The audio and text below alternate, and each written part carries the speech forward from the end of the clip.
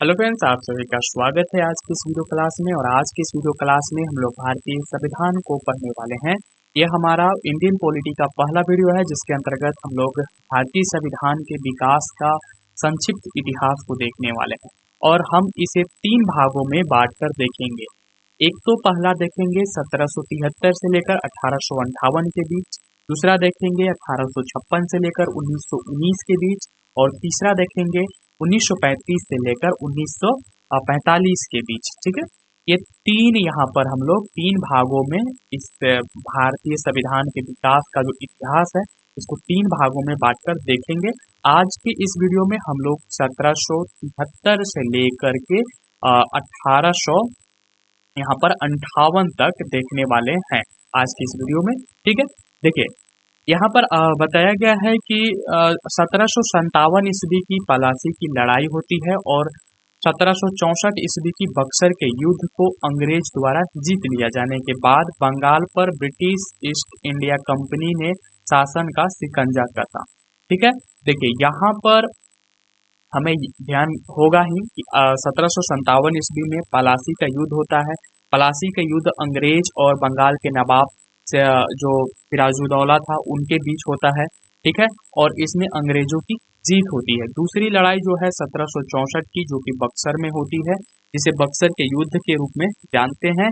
इसमें अंग्रेज और जो वहाँ के नवाब थे शाह आलम द्वितीय, मीर कासिम और सिराजुद्दौला, इन तीनों की सम्मिलित सेना के बीच में यहाँ पर बक्सर की युद्ध होती है 1764 की।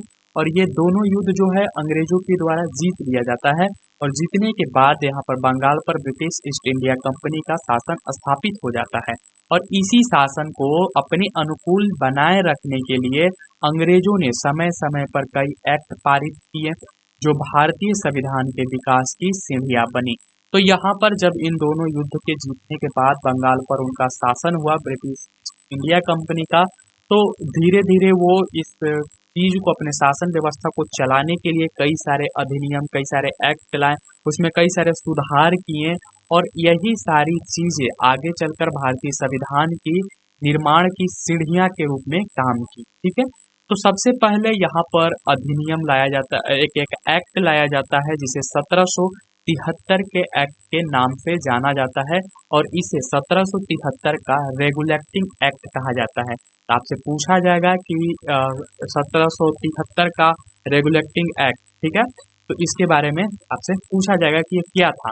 तो ये इस अधिनियम के बारे में यहाँ पर बताया जाता है कि भारत में ईस्ट इंडिया कंपनी के कार्य को नियमित और नियंत्रित करने की दिशा में ब्रिटिश सरकार द्वारा उठाया गया यह पहला कदम था, अर्थात कंपनी के शासन पर संसदीय नियंत्रण स्थापित किया गया। तो 1773 के रेगुलेटिंग एक्ट इसलिए महत्वपूर्ण है क्योंकि यहाँ पर भारत में जो ईस्ट इंडिया कंपनी थी, ठीक है, इस पर, ठीक है, भारत में जो ईस्ट इंडिया कंपनी थी, इस कंपनी के ऊपर ब्रिटिश सरकार के द्वारा, ठीक है, ब्रिटिश सरकार के द्वारा यह पहली बार था कि उस पर नियंत्रण स्थापित करने का प्रयास किया गया। यानी कि इस पर संसदीय नियंत्रण स्थापित किया गया, किस पर? कंपनी के ऊपर। देखिए यहाँ पर 2 चीजें आपको ध्यान रखनी है। पहली ये कि जो कंपनी है, ठीक है, एक तो कंपनी थी जो, जिसे हम लोग ईस्ट इंडिया कंपनी के नाम से जानते हैं। दूसरी यहाँ पर ब्रिटेन की सरकार, ब्रिटिश सरकार, जो कि वहां पर ब्रिटेन में कार्य करती थी। ठीक है, तो अब ये जो सरकार थी ये क्या कर रही है? कंपनी के ऊपर नियंत्रण करने की कोशिश कर रही है। क्यों करने की कोशिश कर रही है? क्योंकि यहाँ पर कंपनी जो है अब भारत में आकर शासन करने लगी। ठीक है, भारत में आकर ये कंपनी शासन करने लगी है। अब यहाँ पर ब्रिटिश सरकार को ये टेंशन हो रही है कि ये कंपनी कहीं ना कहीं हमसे अगर आगे निकल गई शक्ति के मामले में, तो हो सकता है ये फिर वापस आकर ब्रिटेन पर हमला कर दे ये कंपनी, और फिर ब्रिटेन को भी अपने कब्जे में ले ले। ठीक है, तो इस तरह के डर यहाँ पर पैदा हो रही है। इसी की वजह से 1773 का रेगुलेटिंग एक्ट यहाँ पर लाया गया। ठीक है, क्योंकि देखिए यहाँ पर शक्ति जैसे ही विस्तारित होगा तो एक शक्ति, अगर मान लीजिए कंपनी कहीं अधिक शक्तिशाली हो जाता है ब्रिटिश सरकार से, तो कंपनी क्यों ब्रिटिश सरकार की बातों को मानेगा? इसीलिए यहाँ पर इसको नियंत्रित करने के लिए ये नियम लाया जाता है 1773 का। ठीक है। दूसरी बात यहाँ पर कहा गया है कि इसके द्वारा पहली बार कंपनी के प्रशासनिक और राजनीतिक कार्यों को मान्यता मिली। तो 1773 के रेगुलेटिंग एक्ट के माध्यम से पहला तो उस पर नियंत्रण स्थापित किया गया और दूसरा ये कहा गया कि अब कंपनी की जो भी प्रशासनिक और राजनीतिक कार्य होंगे वो सही होंगे, उनको मान्यता दिया जाएगा ब्रिटिश संसद के द्वारा। ठीक है। आगे है कि इसके द्वारा केंद्रीय प्रशासन की नींव रखी गई। अब चूंकि यहाँ पर एक कंपनी यहाँ पर शासन तो कर ही रही थी, कंपनी क्या कर रही है, भारत में शासन कर रही है। ठीक है। और ब्रिटिश संसद जो है, ब्रिटिश संसद वह कहाँ पर कर रही है, वह ब्रिटिश में कर रही है। तो ये दो जगहों पर दो लोग काम कर रहे हैं। ठीक है। ब्रिटिश संसद और यहाँ पर ब्रिटिश संसद जो है ब्रिटेन में काम कर रही है, ब्रिटिश में काम कर रही है, और यहाँ पर कंपनी जो है वह भारत में काम कर रही है। तो ये दो लोग दो जगहों पर शासन कर रहे हैं, इसको एक किया गया है कि अब ब्रिटिश संसद ही कंपनी को भी नियंत्रित करेगी और अपने यहाँ तो शासन को देखेगी ही। तो इस तरह से ये यहाँ पर केंद्रीय प्रशासन की ये नींव रखी गई। ठीक है। चलिए आगे बढ़ते हैं। 1773 के अधिनियम की हम लोग यहाँ पर विशेषता की बात करेंगे। पहली विशेषता ये है कि इस अधिनियम द्वारा बंगाल के गवर्नर को बंगाल का गवर्नर जनरल पद नाम दिया गया तथा मुंबई एवं मद्रास के गवर्नर को इसके अधीन किया गया। इस एक्ट के तहत बनने वाला प्रथम governor general Lord Warren Hastings थे। ठीक है, लॉर्ड वारेन हेस्टिंग्स। अब देखिए यहाँ पर पहली विशेषता थी, आखिर क्या क्या किया गया इस अधिनियम के तहत, 1773 के अधिनियम के तहत। तो पहला ये किया गया कि जो नाम यानी कि पद को चेंज किया गया। जो बंगाल के गवर्नर हुआ करते थे, ठीक है, जो बंगाल के गवर्नर हुआ करते थे, अब उनको बंगाल का गवर्नर जनरल कहा जाने लगा। ठीक है, तो गवर्नर में गवर्नर जनरल जोड़ दिया गया, गवर्नर जनरल नाम से पद बना दिया गया, और साथ ही साथ यहाँ पर मुंबई एवं मद्रास के गवर्नर को भी इसके अधीन कर दिया गया। किसके अधीन? बंगाल के गवर्नर जनरल के अधीन। मुंबई और मद्रास के गवर्नर को बंगाल के गवर्नर जनरल के अधीन कर दिया गया। साथ ही साथ इस एक्ट के तहत बनने वाला पहला गवर्नर जनरल कौन हुए? Lord Warren Hastings. तो आपको याद रखना होगा प्रथम गवर्नर जनरल कौन था? Lord Warren Hastings. ठीक है, और ये कैसे बने? 1773 के रेगुलेटिंग एक्ट में ये परिवर्तन किया गया कि जो बंगाल का गवर्नर होगा अब वह गवर्नर जनरल कहलाएगा, और इस गवर्नर जनरल के अंतर्गत मुंबई और मद्रास के गवर्नर इसके अधीन काम करेंगे। ठीक है, चलिए आगे बढ़ते हैं। यहाँ पर दूसरी विशेषता ये बताई गई कि इस एक्ट के अंतर्गत कलकत्ता प्रेसिडेंसी में एक ऐसी सरकार स्थापित की गई जिसमें गवर्नर जनरल और उसकी परिषद के 4 सदस्य थे जो अपनी सत्ता के उपयोग संयुक्त रूप से करते थे। तो अब यहाँ पर कलकत्ता प्रेसिडेंसी के लिए ये प्रावधान किया गया, ये व्यवस्था किया गया कि एक ऐसी सरकार स्थापित किया जाए जिसमें जो गवर्नर जनरल होगा वो और उसके परिषद की 4 सदस्य, यानी कि ये 5 लोग जो होंगे अपनी सत्ता का उपयोग करके संयुक्त रूप से एक साथ मिल करके यहाँ पर क्या करेंगे? शासन व्यवस्था को कायम करेंगे, कलकत्ता के प्रेसिडेंसी को। ठीक है, चलिए नेक्स्ट आगे है कि इस अधिनियम के अंतर्गत, यहाँ पर इस चीज को याद रखना होगा आपको कि इस अधिनियम के अंतर्गत कलकत्ता में 1774 ईस्वी में एक उच्चतम न्यायालय की स्थापना की गई। तो कलकत्ता में उच्चतम न्यायालय कब स्थापित किया गया? 1774 ईस्वी में। किस अधिनियम के तहत? तो 1773 के अधिनियम के तहत। ठीक है, न्यायालय की स्थापना की गई और जिसमें मुख्य न्यायाधीश और 3 अन्य न्यायाधीश थे, यानी कि जो कलकत्ता में उच्चतम न्यायालय स्थापित किया गया 1774 में, इसमें 3 लोग न्यायाधीश के रूप में कार्य कर रहे थे, एक मुख्य न्यायाधीश और 3 अन्य न्यायाधीश। ठीक है, मुख्य न्यायाधीश का नाम यहाँ पर बताया गया है सर एलिजाह इम्पे। ठीक है, सर एलिजाह इम्पे जो थे वह कलकत्ता में निर्मित 1774 में जो उच्चतम न्यायालय था उसके मुख्य न्यायाधीश थे। और 3 अन्य न्यायाधीश कौन कौन से थे? पहले का नाम था चैम्बर्स, दूसरे का नाम था लिमेस्टर और तीसरे का नाम था हाइड। ठीक है, तीसरे का नाम था हाइड। तो ये 3 अन्य न्यायाधीश हुए। ठीक है, चलिए आगे बढ़ते हैं। इसके तहत कंपनी के कर्मचारियों को निजी व्यापार करने और भारतीय लोगों से उपहार एवं रिश्वत लेना प्रतिबंध कर दिया गया। तो जो 1773 का अधिनियम लाया गया था उसके तहत ये किया गया कि जो कर्मचारी थे, कंपनी के कर्मचारी क्या करते थे, खुद का व्यापार शुरू कर देते थे भारत में। ठीक है, तो इस अधिनियम के तहत 1773 के अधिनियम के तहत उनको व्यापार करने से रोक लगा दिया गया।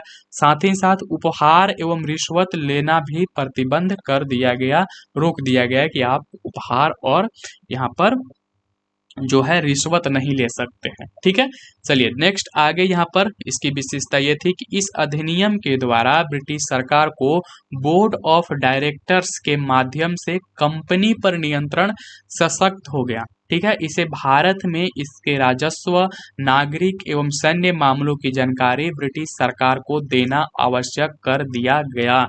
तो आपको ध्यान में रखना है कि 1773 का रेगुलेटिंग एक्ट इसीलिए लाया गया था ताकि कंपनी पर नियंत्रण स्थापित किया जाए। और यहाँ पर पांचवा जो इसकी विशेषता यही बता रही है कि इस अधिनियम के द्वारा जो ब्रिटिश सरकार थी वह बोर्ड ऑफ डायरेक्टर्स किसी भी कंपनी के वो प्रमुख लोग होते हैं जो कंपनी के बारे में निर्णय लेते हैं कि कंपनी किस क्षेत्र में व्यापार करेगी, क्या उसके प्रोजेक्ट होंगे। ठीक है, ये सारी चीजें यहाँ पर बोर्ड ऑफ डायरेक्टर्स तय करते हैं।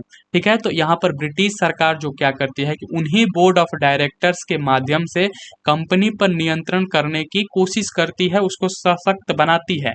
कैसे? वो बोर्ड ऑफ डायरेक्टर से राजस्व के बारे में जांच पड़ताल करती है, नागरिकों के बारे में जानकारी लेती है तथा वो कितने सैनिक रख रहे हैं, उनके सैनिक कौन से युद्ध कर रहे हैं, कौन सी तैयारियां कर रहे हैं, ये सारी चीजों की जानकारी ब्रिटिश सरकार लेने लगी। किससे? बोर्ड ऑफ डायरेक्टर से। ये 1773 के अधिनियम की विशेषता थी और इसी के द्वारा ये तय किया गया था, 1773 के अधिनियम के द्वारा। ठीक है, चलिए अब देखिए एक और एक्ट लाया जाता है 1773 के बाद जिसे एक्ट ऑफ सेटलमेंट कहा जाता है, जो कि 1781 में लाया गया था। और इसको इसीलिए लाया गया था क्योंकि 1773 के रेगुलेटिंग एक्ट में कुछ कमियां थी, उसको दूर करने के लिए। तो यहाँ पर बताया जा रहा है कि रेगुलेटिंग एक्ट की कमियों को दूर करने के लिए इस एक्ट का प्रावधान किया गया। इस एक्ट के अनुसार कलकत्ता की सरकार को बंगाल, बिहार और उड़ीसा के लिए भी विधि बनाने का प्राधिकार प्रदान किया गया। ठीक है, तो एक्ट ऑफ सेटलमेंट में ये कहा गया कि अब जो कमियां थी, जैसे कमी ये थी कि जो कलकत्ता की सरकार है वह सिर्फ कलकत्ता के लिए ही विधि नहीं बनाएगी बल्कि वो अब बंगाल के लिए भी बनाएगी, बिहार और उड़ीसा के लिए, बंगाल, बिहार और उड़ीसा के लिए भी विधि और नियम बनाएगी। ठीक है, तो ये एक्ट ऑफ सेटलमेंट जो था 1781 में इसका प्रावधान किया गया। चलिए नेक्स्ट आगे बढ़ते हैं। 1784 ईस्वी का पिट्स इंडिया एक्ट। ठीक है, 1784 में पिट्स इंडिया एक्ट आता है। इसमें यह कहा गया कि इस एक्ट के द्वारा दोहरे प्रशासन का प्रारंभ हुआ। एक तो बोर्ड ऑफ डायरेक्टर्स जो व्यापारिक मामलों के लिए थे और दूसरा बोर्ड ऑफ कंट्रोलर, ये राजनीतिक मामलों के लिए।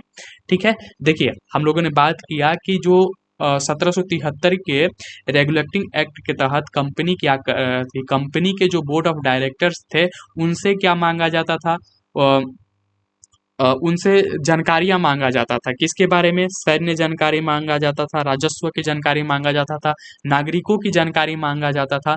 तो इस चीज को थोड़ा सा और मतलब कंपनी पर थोड़ा और नियंत्रण बढ़ाने के लिए यहाँ पर बोर्ड ऑफ कंट्रोलर, ठीक है, बोर्ड ऑफ कंट्रोलर की यहाँ पर क्या की जाती है, बोर्ड ऑफ कंट्रोलर की स्थापना की जाती है एक तरह से, क्योंकि board of directors her company में होते ही होते हैं।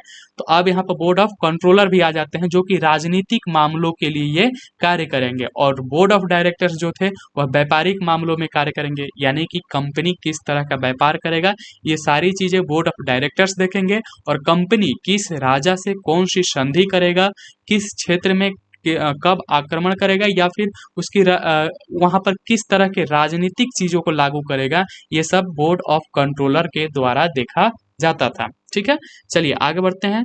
1793 ईस्वी का चार्टर अधिनियम, इसके द्वारा नियंत्रण बोर्ड के सदस्यों तथा कर्मचारियों के वेतन आदि को भारतीय राजस्व में से ही देने की व्यवस्था की गई। तो 1784 ईस्वी में बोर्ड ऑफ कंट्रोलर को लाया ही गया था, ठीक है। और 1793 में ये कहा गया कि जो बोर्ड ऑफ कंट्रोलर है इनको आखिर कोई भी बोर्ड ऑफ कंट्रोलर में कोई भी व्यक्ति जाकर कार्य करेगा, उसके पदों पर रहेगा तो उसको वेतन तो चाहिए ही। तो ये वेतन कहाँ से आएगा? ये वेतन जो है वह भारतीय राजस्व से ही आपको देना है, ये तय किया गया 1793 ईस्वी के चार्टर अधिनियम के तहत, ठीक है। चलिए आगे बढ़ते हैं। 1813 ईस्वी का चार्टर अधिनियम, इस अधिनियम की मुख्य विशेषता है कि पहला यहाँ पर विशेषता ये थी कि कंपनी के जो अधिकार पत्र को 20 वर्षों के लिए बढ़ा दिया गया, ठीक है। लेकिन यहाँ पर कंपनी के भारत के साथ व्यापार करने के एकाधिकार को छीन लिया गया। जो भारत में जो ब्रिटिश ईस्ट इंडिया कंपनी थी भारत में आई थी, तो उसे एकाधिकार मिला था कि ब्रिटेन की कोई भी कंपनी नहीं जाएगी व्यापार करने, केवल ब्रिटिश ईस्ट इंडिया कंपनी ही भारत में व्यापार करेगी। लेकिन इसको भी यहाँ पर समाप्त कर दिया जाता है, छीन लिया जाता है 1813 ईस्वी के चार्टर अधिनियम के तहत, ठीक है। तो आपको याद रखना होगा कि कंपनी के व्यापार आपको ये याद रखना होगा कि कंपनी के भारत के साथ व्यापार करने के एकाधिकार को कब छीना गया था? 1813 के चार्टर अधिनियम के साथ, ठीक है। चलिए आगे बढ़ते हैं। लेकिन आगे यहाँ पर बताया गया है कि किंतु उसे चीन के साथ व्यापार एवं पूर्वी देशों के साथ चाय के व्यापार के संबंध में 20 वर्षों के लिए एकाधिकार प्राप्त रहा। तो यहाँ पर चीन और पूर्वी देशों के साथ व्यापार करने के लिए, साथ ही साथ चाय के व्यापार के लिए कंपनी को एकाधिकार प्राप्त रहा अगले 20 वर्षों तक, ठीक है। कुछ सीमाओं के अधीन सभी ब्रिटिश, यहाँ पर हम लोग बात करें 1813 के अधिनियम को, ठीक है। तो कुछ सीमाओं के साथ ब्रिटिश नागरिकों के लिए भी भारत के साथ व्यापार खोल दिया गया। और तो यहाँ पर हम लोगों ने बात किया कि ब्रिटिश कंपनी को क्या किया गया था? एकाधिकार देकर भेजा गया था कि आप जाओ भारत में क्या करो, व्यापार करो। लेकिन अब यहाँ पर ब्रिटिश ईस्ट इंडिया कंपनी क्या है, आकर शासन व्यवस्था शुरू कर दी है, शासन देखने लगी। तो अब यहाँ पर भारत में इसके एक व्यापार के एकाधिकार को समाप्त कर दिया गया। और यहाँ पर साथ ही साथ कुछ नागरिकों को कुछ शर्तों के साथ ब्रिटिश नागरिकों को भी भारत में भेजा जाने लगा कि आप जाओ वहां पर अपना व्यापार खोल सकते हो, व्यापार कर सकते हो, ठीक है। आगे यहाँ पर किया गया कि 1813 से पहले ईसाई पादरियों को भारत में आने की आज्ञा नहीं थी, परंतु 1813 ईस्वी के अधिनियम के द्वारा ईसाई पादरियों को आज्ञा प्राप्त करके भारत आने की सुविधा मिल गई। तो आपको ये भी ध्यान रखना है कि 1813 ईस्वी के पूर्व यहाँ पर ईसाई पादरियों को भारत आने की आज्ञा नहीं थी ब्रिटिश सरकार की तरफ से। लेकिन 1813 के अधिनियम के बाद इन्हें भी यहाँ पर आज्ञा प्राप्त करके भारत आने की सुविधा मिल गई, ठीक है। चलिए अब आगे देखते हैं 1833 ईस्वी का चार्टर अधिनियम। इस अधिनियम की विशेषता क्या है, इसे देखते हैं। पहली बात की गई कि इसके द्वारा कंपनी के व्यापारिक अधिकार पूर्णतः समाप्त कर दिए गए। अब यहाँ पर इसके व्यापारिक अधिकार को पूर्णतः समाप्त कर दिया गया। अब कंपनी का व्यापारिक अधिकार ही पूरी तरह से समाप्त कर दिया गया। तो अब कंपनी करेगी क्या? तो अब कंपनी का जो कार्य है वह ब्रिटिश सरकार की ओर से मात्र भारत का शासन करना रह गया। यानी कि अब कंपनी का व्यापारिक अधिकार समाप्त हो गया। अब कंपनी क्या करेगी? भारत पर शासन करेगी। ये 1833 के चार्टर अधिनियम के तहत किया गया, ठीक है। अगला यहाँ पर कहा गया है कि बंगाल के गवर्नर जनरल को भारत का गवर्नर जनरल कहा जाने लगा। हम लोगों ने बात किया था कि 1773 के तहत, ठीक है, 1773 के तहत हम लोगों ने बात किया था कि जो बंगाल का गवर्नर होता था उसको गवर्नर जनरल पद नाम दिया गया। और उसके बाद अब यहाँ पर उस बंगाल के गवर्नर जनरल को अब भारत का गवर्नर जनरल कहा जाने लगा, ठीक है। चलिए आगे बढ़ते हैं। यहाँ पर चौथी बात कही गई, चौथी विशेषता ये थी 1833 के चार्टर अधिनियम का कि बम्बई एवं मद्रास की परिषदों की विधि निर्माण शक्तियों को वापस ले लिया गया।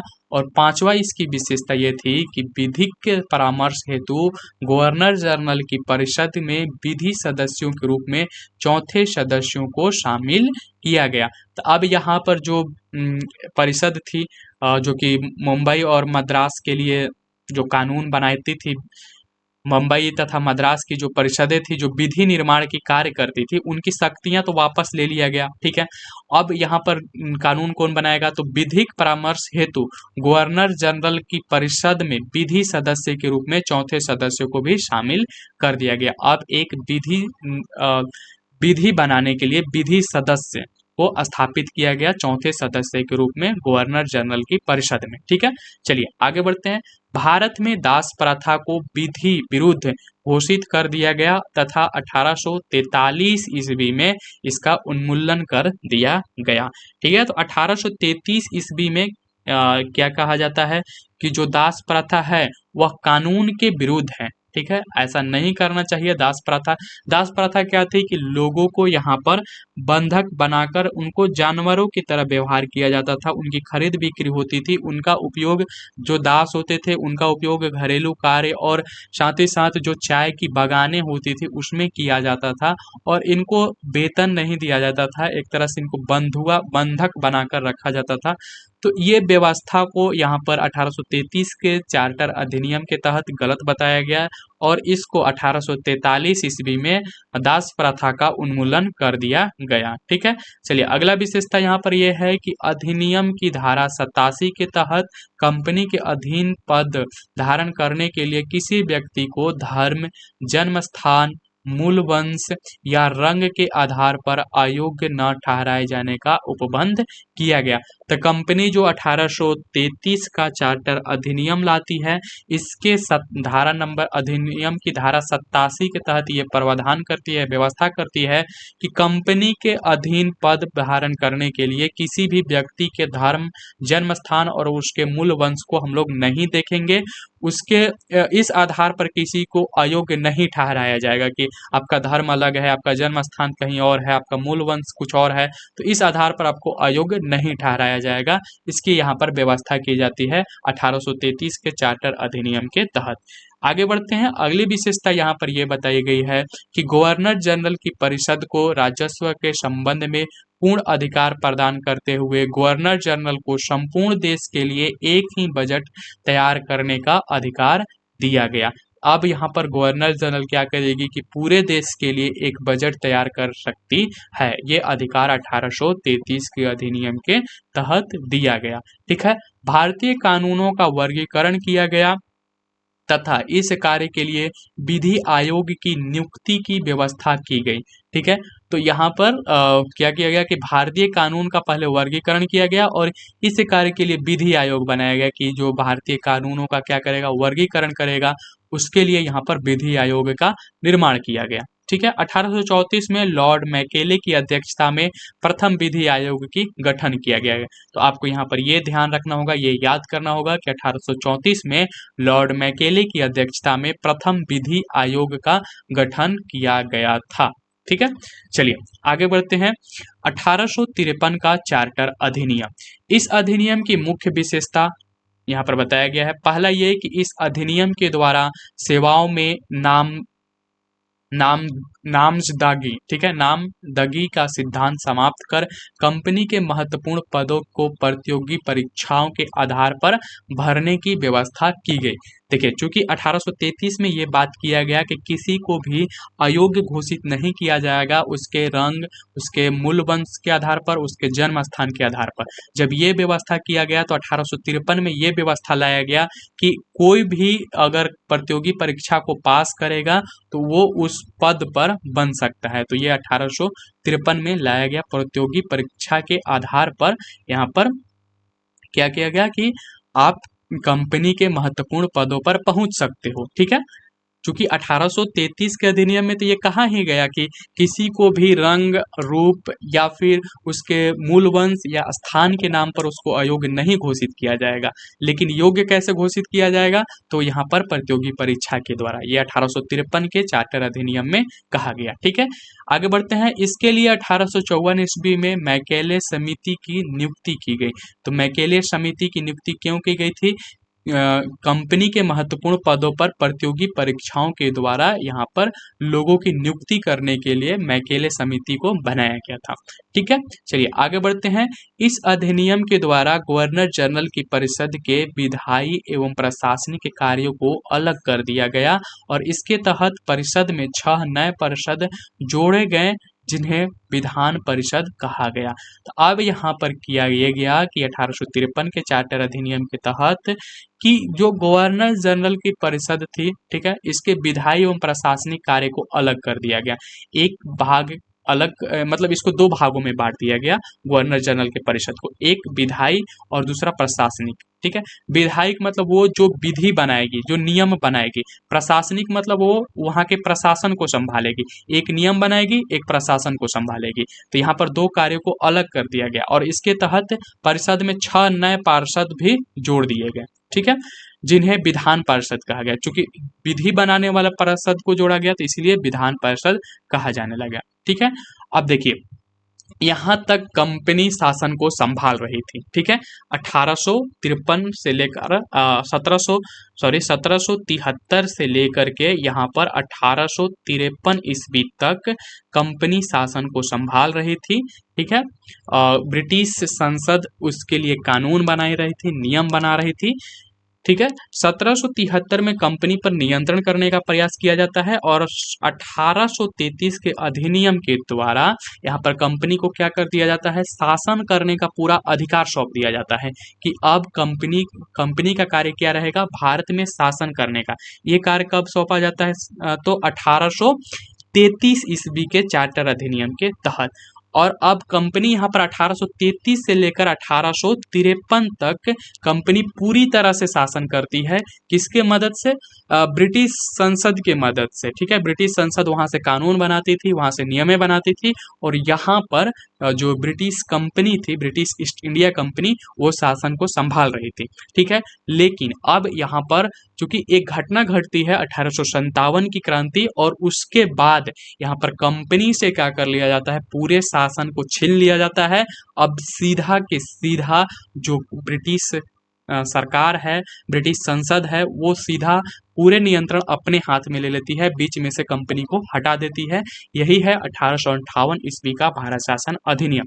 चलिए अब इसको हम लोग देखते हैं। देखिए इस अधिनियम की विशेषता क्या है। पहला विशेषता ये था कि भारत का शासन कंपनी से लेकर ब्रिटिश क्राउन के हाथ में सौंपा गया। ठीक है, तो हम लोगों ने बात ये किया कि 1833 ईस्वी को यहाँ पर ये कहा गया था कि जो ब्रिटिश कंपनी है उसके व्यापारिक अधिकार को समाप्त किया जाता है। अब ब्रिटिश कंपनी का केवल कार्य ये है कि वो भारत पर शासन करे। ठीक है, 1833 से लेकर ब्रिटिश शासन 1857 या हम कह सकते हैं 1858, जब तक कि ये अधिनियम लागू नहीं होता था तब तक यहाँ पर कंपनी क्या करती है, शासन को संभालती है। लेकिन इसी बीच में जो 1857 की क्रांति होती है और यहाँ पर देखा जो 1857 की क्रांति होती है उसके कारण से यहाँ पर 1858 में कई सारे बड़े सुधार किए जाते हैं और उस सुधार में पहला ये किया जाता है कि जो भारत का शासन है वह सीधा के सीधा कंपनी से ले लिया जाता है, यानी कि ब्रिटिश ईस्ट इंडिया कंपनी से लेकर ब्रिटिश क्राउन के हाथ में सौंप दिया जाता है। अब ब्रिटिश संसद अपने अनुसार सीधा के सीधा वो शासन को यहाँ पर संभालेगी, बीच में से कंपनी को हटा देती है। ठीक है, आगे बढ़ते हैं। दूसरी व्यवस्था यह था कि भारत में मंत्री पद की व्यवस्था की गई। चूंकि अब यहाँ पर कंपनी है नहीं, तो कंपनी जब यहाँ कंपनी को हटा दिया गया तो अब भारत में क्या करा जाएगा, मंत्रियों की व्यवस्था की जाएगी। ठीक है, तो यहाँ पर भारत में मंत्री पद की व्यवस्था की गई। 15 सदस्यों की भारत परिषद का सृजन हुआ।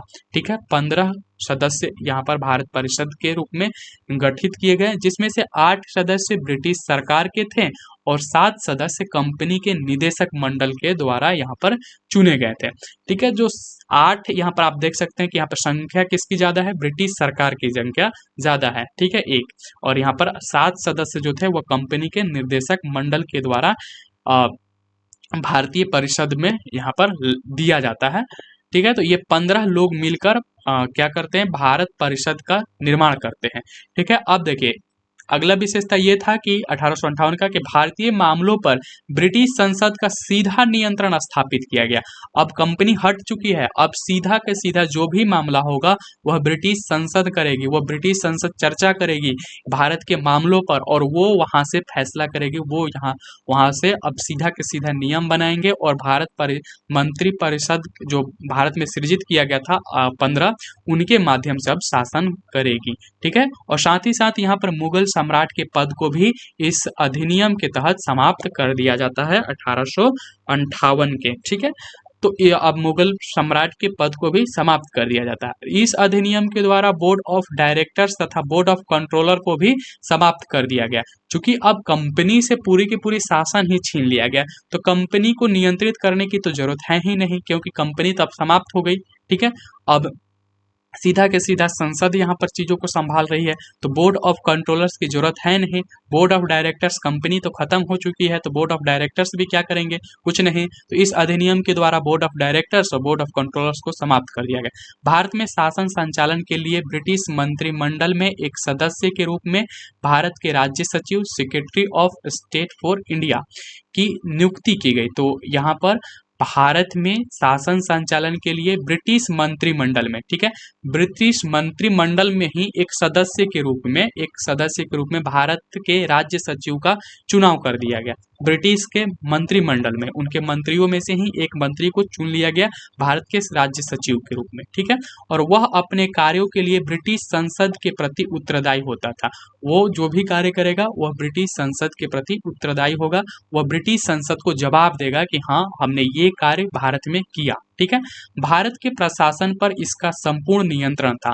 जो भारत के राज्य सचिव था उसका भारत के शासन पर पूरी तरह से नियंत्रण था। अब कंपनी हट चुकी थी और इसके माध्यम से, यानी कि भारत के राज्य सचिव के माध्यम से भारत के राज्य सचिव अब जो था वो भारत के प्रशासन का एक मुख्य भारतीय शासन के लिए, वहां पर जो भारत के प्रशासन के लिए मुख्य जिम्मेदार अब कौन बन गया, भारत का राज्य सचिव। और भारत में जो भी कार्य किए जाएंगे, जो भी व्यवस्था बनाया जाएगा, उसके बारे में यहाँ पर जवाब देगी ब्रिटिश संसद को भारत के राज्य सचिव। ठीक है, और इसका नियंत्रण था। इसी का अंतिम उसी का वाक्य अंतिम होता था, चाहे वह नीति के विषय में हो या अन्य ब्यौरा के विषय में हो। ठीक है, तो भारत में चाहे कोई भी नीति बनाना हो, कोई भी विषय के बारे में जानकारी देना हो, तो यहाँ पर भारत के राज्य सचिव का ही राज्य सचिव ही उस पर अंतिम फैसला करता था भारत के मामलों में। और फिर वो भारत के जो भी फैसले करता था, जो भी नीतियां बनाता था, उसके बारे में ब्रिटिश संसद को बताता था और ब्रिटिश संसद के प्रति वह उत्तरदायी था। ब्रिटिश संसद उससे सवाल पूछती थी, उसके मंत्री भारत के राज्य सचिव से सवाल कर सकती थी कि आपने ऐसा ऐसा क्यों किया, तो ये सारे जवाब भारत के राज्य सचिव देता था। ठीक है, भारत के गवर्नर जनरल का नाम बदलकर वायसराय कर दिया गया और अंत जो वायसराय कर दिया। अब गवर्नर जनरल को पद को हटा दिया गया, अब वायसराय कर दिया गया। अतः उस समय के गवर्नर जनरल लॉर्ड कैनिंग अंतिम गवर्नर जनरल के रूप में अंतिम गवर्नर जनरल और प्रथम वायसराय के रूप में स्थापित हो गए। ठीक है, देखिए यहाँ पर 1858 की हम बात कर रहे हैं। 1858 के अधिनियम के तहत ये होता है कि जो भारत का गवर्नर जनरल पद था उसको तो समाप्त कर दिया गया। ठीक है, भारत का गवर्नर जनरल नाम का जो पद था उसको समाप्त करके, यानी कि बदल कर, अब वायसराय कहा जाने लगा। तो इस तरह से जो गवर्नर जनरल था वो वायसराय हो गया। तो इसी के रूप में यहाँ पर जो गवर्नर जनरल थे लॉर्ड कैनिंग, ये अंतिम गवर्नर जनरल बन गए और प्रथम वायसराय भी बन गए। तो आपको इस तरह से याद रखना होगा कि लॉर्ड कैनिंग जो थे वह अंतिम गवर्नर जनरल एवं प्रथम वायसराय हुए। ठीक है, चलिए आज के इस वीडियो को हम यहीं पर समाप्त करेंगे, चूंकि हम लोगों ने बात किया था कि हम इसको 3 भागों में बांट कर देखने वाले हैं। एक 1773 से लेकर 1858 के बीच, चूंकि हम लोग इसे अब देख चुके हैं 1773 से लेकर 1858 तक, यहाँ पर हम लोग बात कर चुके हैं किस तरह से शुरुआत में कंपनी पर नियंत्रण किया गया, धीरे धीरे कंपनी को पूरा शासन करने का अधिकार दिया गया और फिर लास्ट में कंपनी से अधिकार को छीन लिया गया कि अब मतलब छीन लिया गया और फिर ब्रिटिश संसद अपने अपने यहाँ से, मतलब ब्रिटिश संसद पूरी नियंत्रण के साथ अपने यहाँ से शासन शुरू कर देती है। तो ये चीज़ें 1773 से लेकर 1858 के बीच हुआ। अगली जो हम वीडियो में देखेंगे वो 1861 से देखेंगे कि अब यहाँ पर ब्रिटिश संसद किस तरह के नियम बनाते हैं, किस तरह के कानून बनाता है, ठीक है। और 1861 से लेकर के हम 1919 तक देखेंगे, ठीक है। 1919 तक देखेंगे कि किस तरह का वो शासन व्यवस्था लागू करती है, किस तरह की चीजें करती है। फिर 1935 से लेकर 1945 तक देखेंगे कि वह किस तरह से, ठीक है, किस तरह से जो ब्रिटिश संसद है वह किस तरह से धीरे धीरे करके अपनी शक्तियों को कम करता है और धीरे धीरे यहाँ पर भारत को अपना जो शासन व्यवस्था है वह भारत को सौंप देता है। तो फिर उसके बाद भारत के लोग, भारत के नेता क्या करते हैं, संविधान का निर्माण करते हैं। तो हम लोग ये 3 वीडियोज में देखने वाले हैं। पहले वीडियो हमारा आज यहीं पर समाप्त करते हैं।